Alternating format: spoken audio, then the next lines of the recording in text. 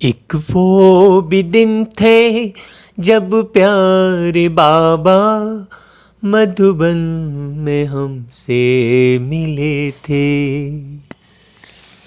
एक वो भी दिन थे जब प्यारे बाबा मधुबन में हमसे मिले थे।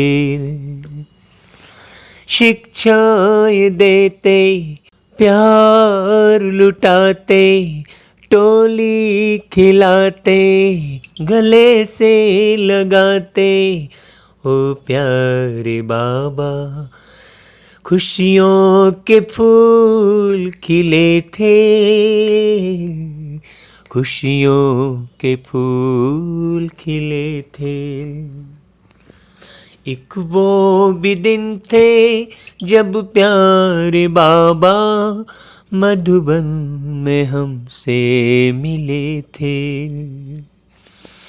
एक वो भी दिन थे जब प्यारे बाबा मधुबन में हमसे मिले थे। आ आ, हो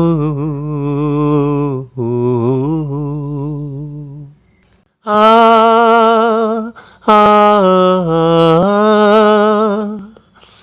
हो। मेरी पूरी 54 साल की ज़िंदगी निकल गई। मैंने कभी किसी सत्संग में, किसी भी ऋषि मुनि के सत्संग में, किसी भी बहुत पहुँचे हुए संत के सत्संग में, नामी ग्रामी लोगों के प्रवचनों में मैंने ये बात नहीं सुनी थी कि ये कह रहे हो मंच से कि बच्चे तुम्हारी अभी सबकी वानप्रस्थ अवस्था है। हाँ, जबकि दुनिया में तो वानप्रस्थ अवस्था कब बोलते हैं? जब शरीर 60 साल का पूरा हो जाता है, तब उसे वानप्रस्थ अवस्था कहते हैं। और ये भी कभी नहीं सुना कि भाई अब घर जाने का समय है, ये कोई कह रहा हो। अब अपने ये शरीर को छोड़कर और तुम आत्माओं को वतन जाने का समय है, ये कोई कह रहा हो। ऐसा आज तक नहीं सुना। तो मेरे मीठे भाइयों और बहनों, ये जो रोज बाबा की मुरली बाबा हमें सुनाने के जो निमित्त बनाए हैं, उस पर आप बारीकी से गौर करके सुनिएगा। भगवान की वाणी है, ये परमात्मा की वाणी है। इसे यदि आप निगलेक्ट करते हैं या डिनाई करते हैं या इसको सुनने में समय नहीं देते हैं, समझने का प्रयास नहीं करते हैं, तो वास्तव में बहुत जन्म जन्मांतर का अपना घाटा कर लेंगे। इसलिए रोज की जो वाणी है उसे आप चाहे ज्ञान में चल रहे हो या न चल रहे हो, आप बहुत गौर से ध्यान देकर इन वाणियों को सुनिए, समझिए और जीवन में उतारने के लिए वो परमात्मा आपकी मदद करेंगे। आप सुनने का पुरुषार्थ कीजिए, समझने का पुरुषार्थ कीजिए। धारण करवाने का कार्य तो पग पग पर प्यारे बाबा, जिन्हें हम परमात्मा कहते हैं आप सभी और भगवान कहते हैं, वो आपको पग पग पर सहयोग करते हैं। ये जीवन का अनुभव है। पग पग पर हर सेकंड एहसास कराते हैं कि देखो बच्चे, तुमको ये नहीं करना है, तुमने यहाँ पर ये भूल की है। ऐसा पग पग पर साथ निभाने वाले आपको परमात्मा मिल जाते हैं, ये मुरली उनकी सुनने से। जब आप परमात्मा के ये जो पत्र हैं, जो 4 पेज का रोज आता है, इसे जब आप पढ़ते हैं तो निश्चित रूप से आपका गहरा कनेक्शन प्यार के सागर पिता निराकार शिव बाबा के साथ हो जाता है। हाँ, और बाबा आपका पग पग पर सहयोग इसलिए करते हैं क्योंकि उनका अपना कोई शरीर नहीं है, वो बिल्कुल स्वतंत्र है, अशरीरी है और अति सूक्ष्म रूप में है। इसलिए जहाँ बुलाओ वहाँ पहुँचते हैं, जहाँ याद करो वहाँ अनुभव होने लगता है। इसलिए मुरली सुनने में और उसे समझने में कोताही जरा भी ना बरते। आपसे हृदय से विनम्र प्रार्थना है, ये समय वापस लौट के नहीं आएगा। कई हजार साल बीतने के बाद ऐसी सुंदर जो है व्यवस्था होती है कि भगवान धरती पर आते हैं और एक परकाया प्रवेश करके और बच्चों से मिलते हैं और कहते हैं, मीठे बच्चे, यह तुम्हारी वानप्रस्थ अवस्था है, इसलिए एक बाप को याद करना है। अब किसी भी सत्संग में ऐसा शब्द नहीं सुनने मिलेगा, बाप शब्द, कि भाई बाप को याद कर रहा है, क्योंकि सबका बाप वो परमात्मा है।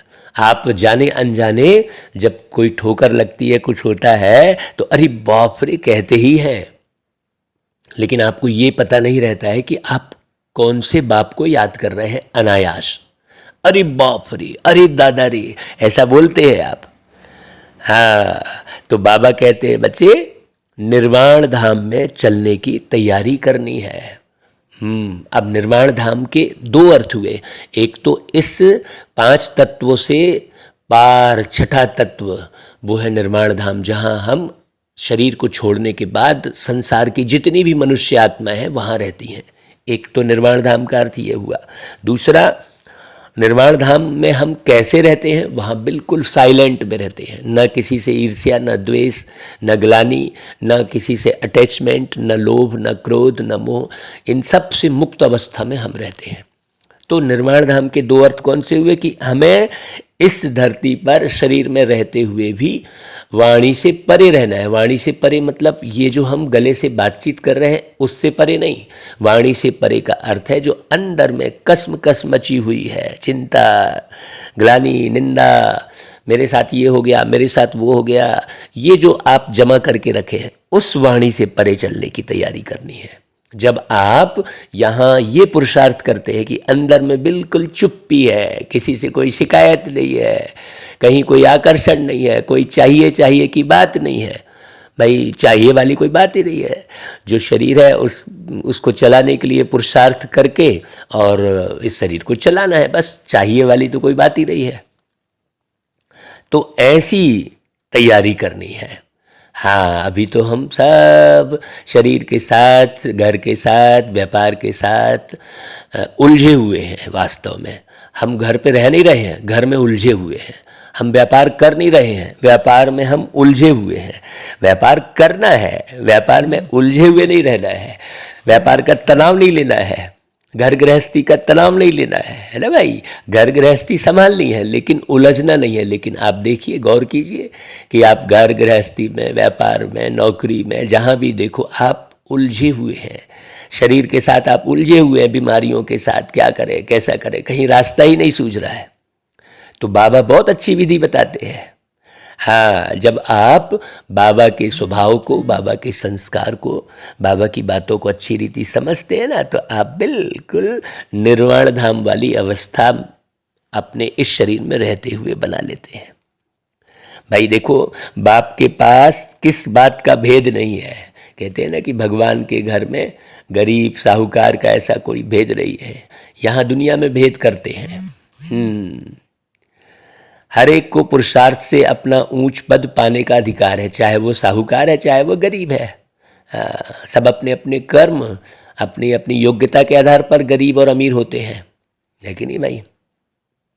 बाबा कहते हैं, देखो आगे चल सबको अपने पद का साक्षात्कार होगा कि जो पुरुषार्थ तुमने किया है उससे तुम क्या बनने वाले हो। बाबा कहते हैं, मैं हूँ गरीब निवाज, इसलिए अभी गरीब बच्चों की सब आशाएं पूरी होती हैं। हाँ भाई, भागवत कथा में भी सुदामा कृष्ण की कहानी आती है ना भाई।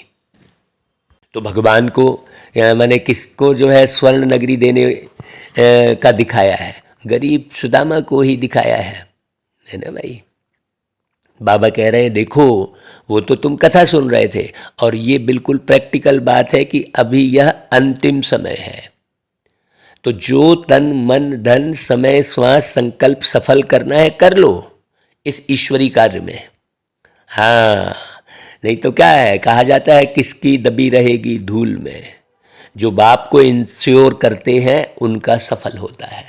आप इंश्योरेंस कंपनी में पैसा जमा कर देते हो ना, और ये सोचते हो कि मेरे मरने के बाद घर वालों को मिलेगा, लेकिन अब आप खुद सोचो कि आपके चले जाने के बाद क्या मालूम घर वालों को मिला कि नहीं मिला है। कितने भटके, कौन उनको कितना भटकाया, वो आपके घर में रहने वाले उतने होशियार है कि नहीं है, निकाल पाए कि नहीं निकाल पाए हैं। लेकिन वहाँ आप इंश्योर करते हो। लेकिन यहाँ मुरली में जो भगवान आकर मुरली चला रहे हैं, जन्म जन्मांतर के जो है पाप धो रहे हैं, जन्म जन्मांतर की कमाई जमा करवा रहे हैं, वहाँ सोचते हैं। सोचने की बात है। आज मुरली में गीत बजा है, आखिर वह दिन आया आज। ओम शांति। भाई इसका अर्थ तो बिल्कुल सिंपल है, हर एक बात सेकंड में समझने की है। सेकंड में बाप से वर्षा लेना है। बच्चे जानते हैं कि बेहद के बाप आए हुए हैं, परंतु यह निश्चय भी कोई कोई को स्थायी बैठता नहीं है। जिसको निश्चय बैठेगा वो मुरली पढ़े बगैर सुने बगैर रह नहीं सकता, अपना निर्माण किए बगैर। जैसे लौकिक संबंध में माँ को बच्चा पैदा होता है तो झट समझ जाता है कि यह जन्म दे और पालना करने वाली मेरी माँ है, तो यहाँ भी झट समझना चाहिए ना। अब तुम बच्चे जानते हो भक्ति के बाद ही भगवान आते हैं। अब भक्ति कितना समय चलती है, कब शुरू होती है, यह दुनिया में कोई नहीं जानते, बस रटे पड़े हैं। सिवाय तुम बच्चों के जो रोज मुरली सुन रहे हैं, उनको अच्छे से पता लग गया है कि भक्ति कब शुरू होती है। हाँ, तुम बता सकते हो भक्ति कब से शुरू हुई। मनुष्य तो कहेंगे परंपरा से चली आती है। ज्ञान और भक्ति दो चीज़ें जरूर है। कहते हैं यह अनादि चलती आती है, परंतु अनादि का भी अर्थ नहीं समझते। यह ड्रामा का चक्र अनादि काल से फिरता रहता है, उनका आदि अंत नहीं है। मनुष्य तो गपोड़े लगाते रहते हैं, कभी कहते इतने वर्ष हुए, कभी कहते इतने वर्ष। बाप आकर सब सिद्ध कर बताते हैं। एक चक्र घूमता है, जैसे 7 दिन का एक चक्र घूमता है, 30 दिन का एक महीने का चक्र घूमता है, 12 महीने के एक वर्ष का चक्र घूमता है, वैसे ही ये सृष्टि का बेहद का चक्र कोई जानता ही नहीं है, वो तो भगवान ने आके बताया। तो शास्त्र आदि पढ़ने से कोई बाप की प्राप्ति तो नहीं होगी ना भाई, वो ज्ञान तो है नहीं। बाप की प्राप्ति तो सेकंड में होती है। कहा भी जाता है भाई सेकंड में जीवन मुक्ति। यह भी किसको पता नहीं कि बाप कब आते हैं। कल्प की आयु ही लंबी कर दी है। अब बाप तो जानते हैं और बच्चे भी सब कुछ जानते हैं, परंतु वंडर यह है जो 10-20 वर्ष में भी कोई को पूरा निश्चय नहीं होता है। बस चलते रहते हैं। निश्चय होने के बाद फिर तो कभी कह ना सके कि यह हमारा बाप नहीं है भी बहुत सहज। तुमको तो बच्चा बनने में भी बहुत टाइम लगा है, 10-20 वर्ष में भी पूरा निश्चय नहीं हुआ है। अब तुम किसको परिचय देते हो तो सेकंड में निश्चय हो जाता है। जनक की बात भी पिछाड़ी की है, क्योंकि दिन प्रतिदिन बहुत सहज होता जाता है। ऐसी अच्छी अच्छी पॉइंट्स निकलती है जो झट किसको निश्चय हो जाए। भाई जनक विदेही को कहा जाता है ना, हाँ, जनक को विदेही कहा जाता है। बाप कहते हैं बच्चे अशरीरी भव, यह जो अनेक देह के धर्म है उनको छोड़ो। हाँ, असूल तो एक धर्म था ना, एक से ही वृद्धि होगी ना। यह है ही वैरायटी मनुष्य सृष्टि झाड़, मनुष्यों की बात है। वैरायटी धर्मों के झाड़ को भी जानना पड़े। धर्मों की कॉन्फ्रेंस होती तो है, परंतु उन्हों को पता ही नहीं है कि पहले पहले पूज्य धर्म कौन सा है। बुद्धि में आना चाहिए भारत प्राचीन धर्म वाला है, तो जरूर प्राचीन धर्म परमपिता परमात्मा ने ही रचा होगा। इस बात को उठाना चाहिए। अभी ये बात कहीं नहीं उठाई गई है। अभी ऐसा कार्यक्रम एक भी नहीं हुआ है जो देवी देवता धर्म की चर्चा की जाए किसी कॉन्फ्रेंस में। भाई भारत में गाया भी जाता है ना शिव जयंती, मंदिर भी ढेरों के ढेर है। तो ये भी बता सकते हो कि भाई इतने सारे शिव मंदिर हैं जहाँ शिव जी की पिंडी रखी है, तो उसका रहस्य क्या है। तो सबसे बड़े से बड़े मंदिर बाप का है, निर्वाण धाम। वो है मंदिर जहाँ सत्यचित आनंद स्वरूप परमात्मा रहते हैं। बाकी तो ये तुमने ईंट पत्थर का मंदिर बना लिया। मुख्य जो बाप है वो बड़ा मंदिर तो निर्वाण धाम है, जहाँ हम आत्माएं भी बाप के साथ रहती हैं। देखो कितनी गहरी बात। मंदिर रहने का स्थान होता है ना, तो यह महतत्व कितना बड़ा मंदिर है जहाँ सबके मन चुपचाप रहते हैं। हाँ, अभी तो सबके मन उथल पुथल होते हैं दुनिया में। तो तुम्हारी बुद्धि में आना चाहिए कि ब्रह्म तत्व जो सबसे ऊंचे से ऊंचा मंदिर है। देखो आज बाबा ने कितनी प्यारी बात बोली, लोगों को उस मंदिर का परिचय देना है। देखो रोज मुरली सुनने से ये फायदा है। हम सब वहाँ के रहने वाले हैं। वहाँ सूर्य चांद नहीं होते क्योंकि रात दिन नहीं होता। असल हमारा रूहानी मंदिर तो वह निर्माण धाम है, ओरिजिनल मंदिर, वही शिवालय है जहाँ हम शिव बाबा के साथ रहते हैं। शिव बाबा कहते हैं मैं उस शिवालय का रहने वाला हूँ। भाई ऐसी कोई वाणी चलाएगा क्या? सोचने की बात है। आप गौर करके थोड़ा सा मुरली सुनिए तो आपको पता लगेगा कि ये वाणी किनकी चल रही है। हाँ, हम तो निमित्त मात्र हैं भाई, पढ़ के सुनाने के। हम भी आपकी तरह भाई है, कोई हम बहुत बड़े ऐसा आप समझ लो हमको नहीं, हम सिंपल बाबा के बच्चे हैं भाई, सेवाधारी है, आपके सर्वेंट हैं। तो वह है बेहद का शिवालय, तुम शिव के बच्चे भी वहाँ रहते हो। वह है इनकॉर्पोरियल शिवालय। फिर कॉर्पोरियल में आते हैं तो यहाँ रहने का स्थान बनेगा ना भाई। अभी शिव बाबा यहाँ है, इस शरीर में बैठा हुआ है, परम धाम को छोड़ के आए हैं। ब्रह्मलोक का रहने वाला आया है देने को ज्ञान। वो था ब्रह्मा के तन में, वो था ब्रह्मा के तन में, किसी किसी ने लिया पहचान। ब्रह्मलोक का रहने वाला आया है देने को ज्ञान। तो यह है चैतन्य शिवालय जिससे तुम बातचीत कर सकते हो। वह निर्वाण धाम भी शिव बाबा का शिवालय है जहाँ हम आत्माएं रहती हैं। वहाँ बातचीत नहीं कर सकते, बातचीत तो यहाँ ही कर सकते हैं। तो ये सबसे बेस्ट समय है ना भाई। कितना बढ़िया सरकमस्टांस है ये, कितना बढ़िया वातावरण है जो बाबा से हम बिल्कुल साकार में बातचीत कर सकते हैं। वह घर तो सबको याद पड़ता है। किसी से भी बोलेंगे भैया अब तो तू मुझे ऊपर उठा ले, अगर कोई बोलेगा तो बोलेंगे, पूछेंगे उससे भी कहाँ उठा ले, तो बोलेगा ऊपर, ये बोलेगा ही हर एक व्यक्ति। तो वो तो सबको याद पड़ता है। वहाँ से हम आते हैं पार्ट बजाने। फिर कैसे हो जाते हैं? सतो रजो तमो में आते हैं। ये बात समझने की है, उसमें हर एक को आना ही है। हाँ, मतलब ये दुनिया तमो प्रधान बननी ही है। बस बात इतनी समझो कि तमो प्रधान से सतो प्रधान कैसे बनते हैं। बाकी तो ये हो गया वो हो गया कहने से कोई फायदा नहीं है। क्यों? क्योंकि दुनिया तो तमो प्रधान बननी ही है, ये सृष्टि में सेट है। सीधी सी बात है, कोई भी चीज सदा नई नहीं रहती, पुरानी तो होती ही है। तो यह बात दुनिया में किसकी बुद्धि में नहीं है। जो भी आत्माएं हैं उन सब को अपना अपना अनादि पार्ट मिला हुआ है, जिसकी ना आदि है ना अंत है। ये सृष्टि के चक्र में ये घूमते ही रहते हैं।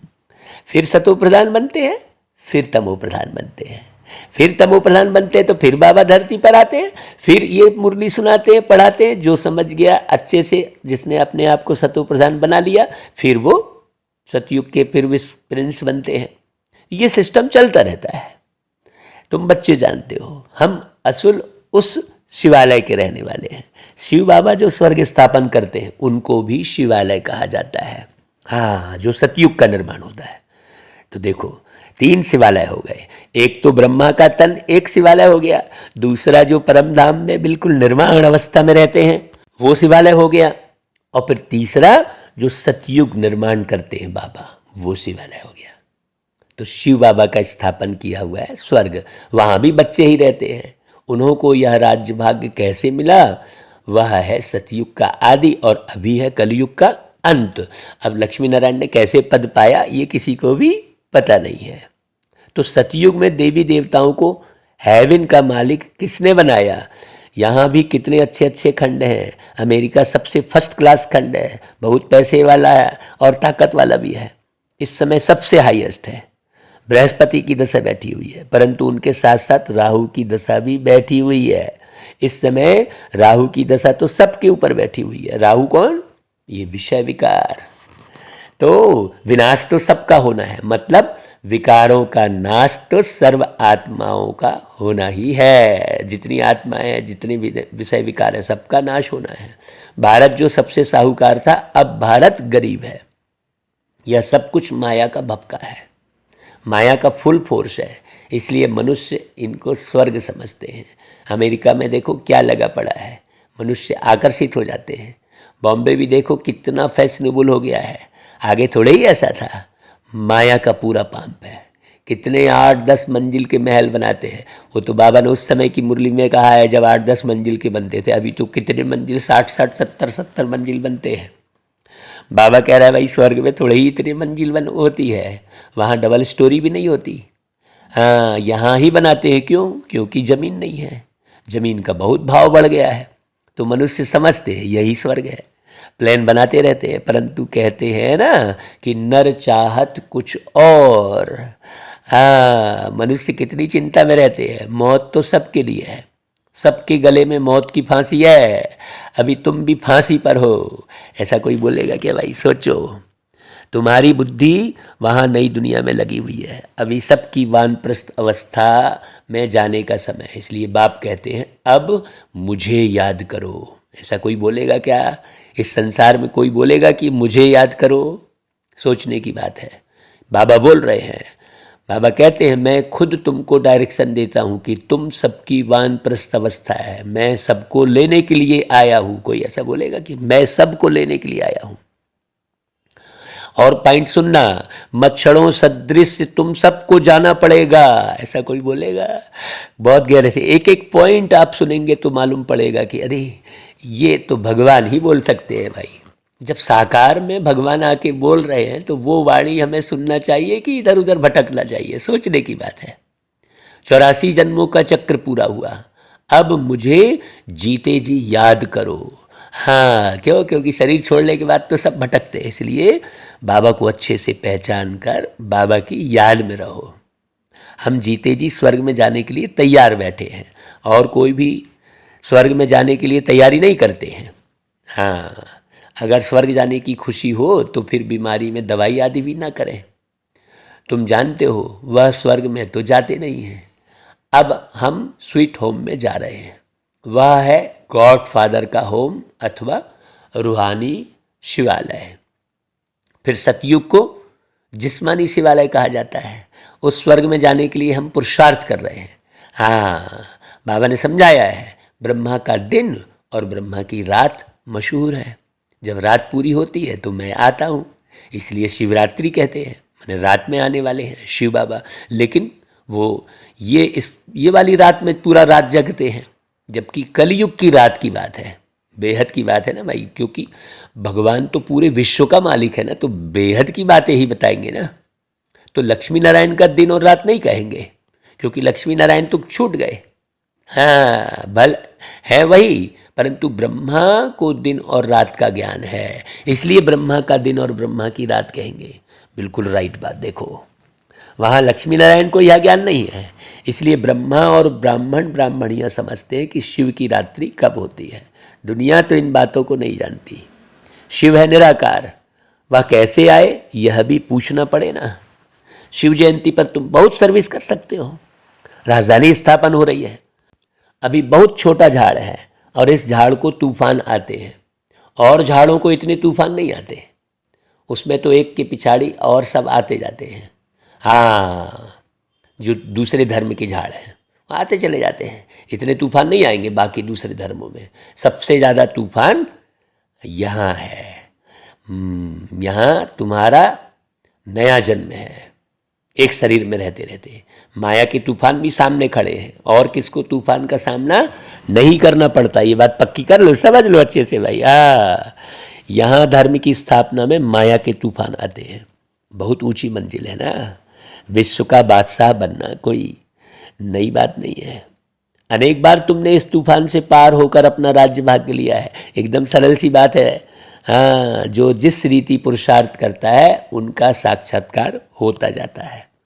जितना आगे चलेंगे तुमको साक्षात्कार होगा कि यह कौन सा पद पाएंगे। मालूम तो पड़ता है ना यह कैसा पुरुषार्थ करता है।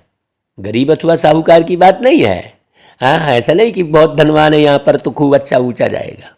गीत भी सुना ना आपने कि आखिर वह दिन आया आज। तो गरीब निवाज बाबा आए हैं। बाबा कहते हैं मुझे कोई साहूकारों को धन नहीं देना है, वह तो है ही साहूकार। उन्हों के लिए तो स्वर्ग यहाँ है, करोड़पति हैं। आगे करोड़पति कोई मुश्किल होता था, अभी तो करोड़ मनुष्यों के पास दीवारों में छिपे पड़े हैं। देखो, निकला था ना भाई। परंतु यह किसके काम आना नहीं है। पेट कोई ज़्यादा तो नहीं खाता है। ठगी से पैसे इकट्ठे करने वालों को नींद नहीं आती होगी, पता नहीं कहाँ गवर्नमेंट छापा न मारे। बाप कहते हैं याद रखना यह अंतिम समय है। अब किसकी दबी रहेगी धूल में, किसकी सरकार ले जाए, किसकी चोर ले जाए, भाई सफल होगी उसी की जो खर्चे नाम धनी के लगाए। हाँ, धनी तो अब स्वर्ग का मालिक बनाते। धनी कौन? एक शिव बाबा, पूरे विश्व के मालिक। अब तुम बाप के पास अपने को इंश्योर कर वो, मौत तो सामने खड़ा है, सब आशाएं तुम्हारी अब पूरी होती हैं। बाप गरीबों को उठाते हैं। साहूकार का 1000 और गरीब का 1 रुपया एक समान है। अक्सर करके गरीब ही आते हैं, किसका 100 पधार, किसका 150। दुनिया में मनुष्यों के पास तो करोड़ हैं, उन्हों के लिए यह स्वर्ग है, वह कभी नहीं आएंगे। न बाबा को उनकी दरकार है। बाबा कहते हैं स्पष्ट, बाबा कहेंगे तुम भल अपना मकान आदि बनाओ, सेंटर खोलो, हम पैसे का क्या करेंगे भाई। सन्यासी लोग तो बहुत फ्लैट आदि बनाते हैं,